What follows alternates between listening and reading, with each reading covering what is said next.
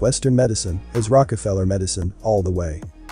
Western medicine has some good points for sure and is great in an emergency, but it's high time people realize that today's mainstream medicine, Western medicine or allopathy, with its focus on drugs, radiation and surgery, is at its foundation a Rockefeller creation.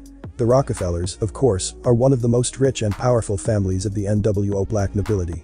Behind their spurious facade of philanthropy, they are power-hungry tyrants, intent on owning the entire world and depopulating it through eugenics-based programs like forced sterilization, water fluoridation, abortions and vaccinations.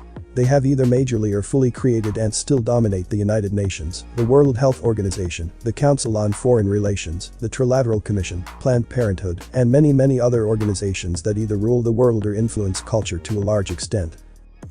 Despite the dominance of Western medicine nowadays, even just 100 years ago, the situation was very different, so it's worthwhile casting our minds back to how we got to this place. How did Western medicine and the giant conglomerate of multinational pharmaceutical corporations, Big Pharma, become the mainstream medical system in the US and other first world nations? And what alternatives are there? Petroleum drugs. Let's go back in time to the late 1800s. John D. Rockefeller, a man quoted to have said, "Competition is sin," is the head of the Rockefeller family and has just become very rich through extracting oil from the ground.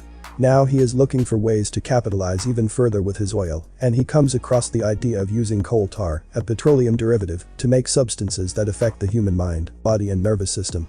These are called drugs, and they are excellent at masking or stopping symptoms, but overall do not cure the underlying cause of a disease.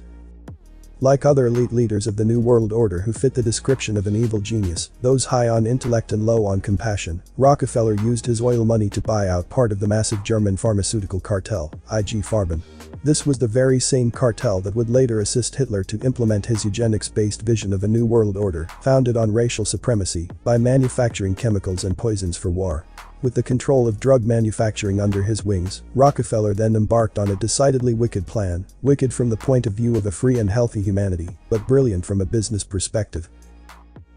Before I continue the video, please smash that like button for me. Thank you. Destroying any competition to Western medicine. Rockefeller saw that there were many types of doctors and healing modalities in existence at that time, from chiropractic, to naturopathy, to homeopathy, to holistic medicine, to herbal medicine, and more. He wanted to eliminate the competitors of Western medicine, the only modality which would propose drugs and radiation as treatment, thus enriching Rockefeller who owned the means to produce these treatments, so he hired a man called Abraham Flexner to submit a report to Congress in 1910. This report concluded that there were too many doctors and medical schools in America, and that all the natural healing modalities, which had existed for hundreds or thousands of years, were unscientific quackery. It called for the standardization of medical education, whereby only the allopathic-based AMA be allowed to grant medical school licenses in the US. Sadly, Congress acted upon the conclusions and made them law. Incredibly, allopathy became the standard mainstream modality, even though its three main methods of treatment in the 1800s had been bloodletting, surgery, and the injection of toxic heavy metals like lead and mercury to supposedly displace disease. It should be noted that hemp was also demonized and criminalized not long after this, not because there is anything dangerous about it, but because it was a huge threat, as both medicine and fuel, to the Rockefeller drug and oil industries, respectively. The Rockefeller and Carnegie tax-exempt foundations for efficient philanthropy. The story doesn't stop there. Rockefeller and another elite leader, Carnegie, used their tax-exempt foundations from 1913 on to offer huge grants to the best medical schools all over America, on the proviso that only an allopathic-based curriculum be taught and that some of their agents be allowed to sit on the board of directors. They call this efficient philanthropy, which, when through the Orwellian translation unit, means they wanted a return on their investment. They systematically dismantled the curricula of these schools by removing any mention of the natural healing power of herbs and plants, or of the importance of diet to health. The result is a system which to this day churns out doctors who are, almost always, utterly clueless about nutrition and disregard the idea that what you eat can actually heal or hurt you. A couple of decades after this, another law was passed that further entrenched Western medicine in America. The Hill-Burton Act of 1946 gave hospitals grants for construction and modernization on the condition they provide free healthcare to anyone in need without discrimination of any kind. Although there were good sides to this, the downside was that once people had become dependent on this system for their healthcare needs, especially those on pharmaceutical pills which need to be taken day after day without end, the system switched into a paid system, and the Rockefellers found themselves with new lifelong customers. The bitter truth is that, in general, when you go to your Western doctor, you are seen as a potential market for the medical factory's products. For Big Pharma, there is no financial incentive to heal you, because a patient cured is a customer lost. Even if you are not sick, Big Pharma is still targeting you, trying to convince you that you are ill, for example, with psychiatry's ridiculous list of fictitious diseases, many of them fake, so that you will try its latest pill. Pregnant women who go to the doctor are treated like this and peddled intravenous fluid bags, fetal monitors, ultrasound, radiation for a vulnerable baby, a host of drugs, the totally unnecessary episiotomy, and, to top it all off, the cesarean delivery. Biopiracy. The business model of Western medicine's big pharma cartel.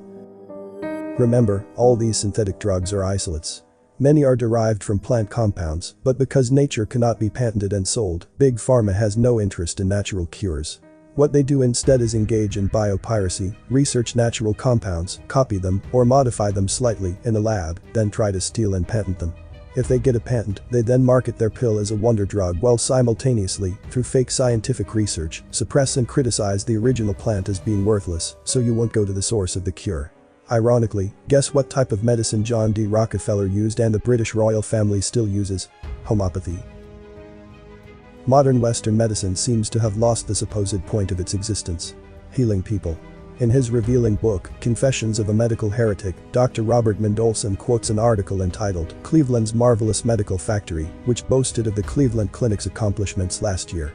2,980 open heart operations, 1.3 million laboratory tests, 73,320 electrocardiograms, 7,770 full-body X-ray scans, 24,368 surgical procedures.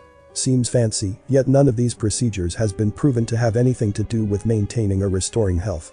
When people get screened for a disease, they are being subjected to dangerous radiation, more money for the Rockefellers, which harms tissue, and can end up causing the exact disease it is supposed to be protecting against, as happens daily with the mammogram scam, designed to drum up new breast cancer clients. Rockefeller philanthropy is social control. The Rockefellers and other elites use philanthropy as a tool for control. It's social engineering with a nice PR sheen. A free lunch is not really free, whether private, Rockefeller-style Western medicine, or public governmental, Obama-style socialized medicine, because even if you get something at no cost, you are required to give up your data and your privacy. They want you dependent on their system, then they'll raise the rates once you're trapped. This is big business, and it's also a big killer. Dr. Barbara Starfield published a study in the year 2000 that found that there were 225,000 iatrogenic, or allopathic doctor-caused, deaths in the US every year. However, this was only counting direct deaths. When you factor in all indirect deaths, as Dr. Gary Null did in 2011 in his report, Death by Medicine, the figure is closer to 784,000 per year. That's 7.8 million people dead from Western medicine every 10 years. Null concluded. It is evident that the American medical system is the leading cause of death and injury in the United States. Whenever a lot of people die in a staged false flag attack, like 3,000 people on 9/11s, or in a staged mind control shooting, like 50 or so people, we hear all about it on the media. Yet between 616 and 2147 Americans are dying every day from Rockefeller Western medicine, and we don't hear a thing. Natural solutions that surpass Rockefeller created Western medicine. At this point, let us turn from the problem to the solutions, and fortunately there are many. The famous ancient Greek physician Hippocrates wrote, "Nature heals." The doctor's task consists in strengthening the natural healing powers, to direct them, and especially not to interfere with them. The immune system is your number one defense against any disease, not a vaccine. Most natural medicine is designed to treat the body holistically, not to cure one disease, only to have it transform and mutate into another ailment. When you take plants and herbs as medicine, you normally take the whole food, not an isolate, because it is based on a holistic understanding. Likewise, traditional Chinese medicine defines all disease as stagnation and treats sickness as an imbalance to be brought back into balance. What is the point of transferring an imbalance in one area into an imbalance in another area? None, unless you are trying to profit off disease like Big Pharma. It is not real healing. There are so many natural cures and remedies out there if you take the time to look.